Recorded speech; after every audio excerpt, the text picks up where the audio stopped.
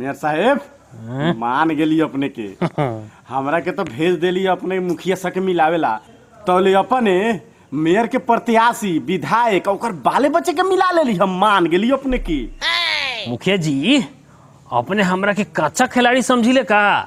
हमरा राजनीति करे ना बोले, हमरा सब मालूम बा कौन आदमी कौना घाड़ी कौन आइडिया से कौना तरीका से मानी। बाप रे बा अपने के नीति ऊपरे वाला जानी। अपने तो डूबते बाड़ी और कनियों के ले डूबली। एकरे के कहल जाले हम तो डूबे सनम आ सबके ले डूबे सनम। मुखिया जी समय पड़ला पर गधों के बाप कहे के पड़ले। मेयर साहब अभी भी उप मेयर आ कुछ मुखिया लोग अभी ले मानल नहीं खे। तालाबंदी करेला सब तैयारी करे बा, हु हला करे बा, लाठी फराठा तैयारी करता सब। तालाबंदी करेला कही तो चाहे क दिले बा तो करे दो, उसे कथी हो जाए के बा 5 दिन चिल्लाई स आ चुपचाप ओकर बाद अपना अपना घरे जाई स। मेयर साहेब अब ती लोग माने वाला नहीं खे, केतनो मनावे के कोशिश करे तारी माने मनई तो नहीं खे।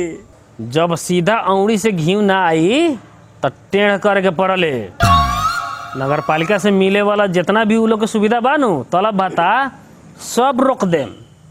जब सब रोका जाई तो उसे अपने आधा रात के हमारा लगे रजिस्टर खोजे सही करेला।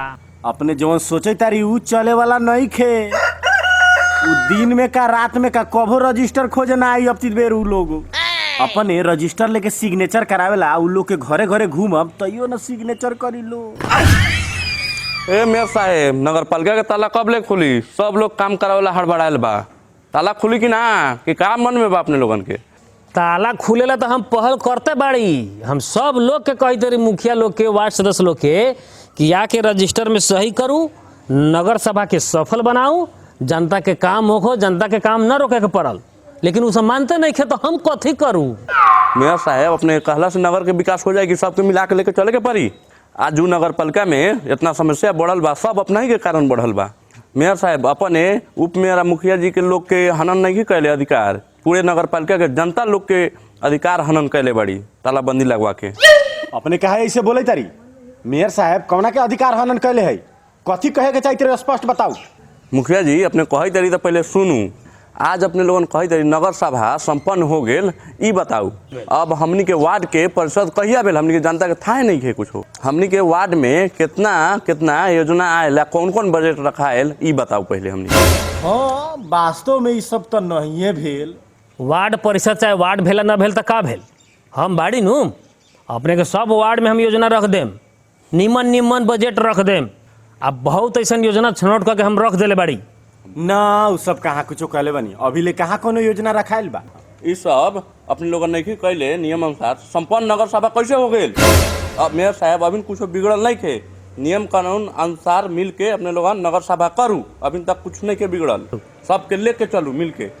हम कही कि सबके मिला के चलू तो मेयर साहब हमनी के बात सुने तब नु इनकर सलाहकारो हवा नु तो वो अपने ला सोचल।